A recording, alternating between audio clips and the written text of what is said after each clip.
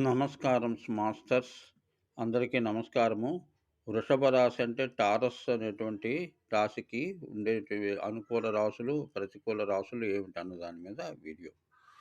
అయితే మొదటిది అనుకూలత ఏంటంటే కర్కాటకం తృతీయంలో ఉంటుంది కానీ వీళ్ళకి విభేదాలున్నా సరిదిద్దుకుంటారు.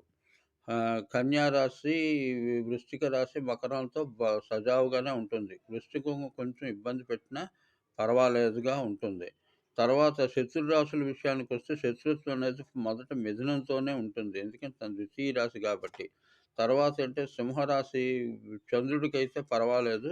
మగవారి తో కొంచెం ఇబ్బందులుంటాయి. తర్వాత తులారాశి కూడా అలాగే ఉంటుంది. ధనస్సు, మేషము 2 కూడా ఇబ్బందులు కలిగిస్తాయి. వాళ్ళ ప్రతి చర్య కూడా మీకు ఇబ్బంది కలిగిస్తున్నట్టుగానే ఉంటుంది. కానీ అందులో నిజానిజాలు ధర్మానికి ప్రతికూలంగా మీరు మాట్లాడతారు కాబట్టి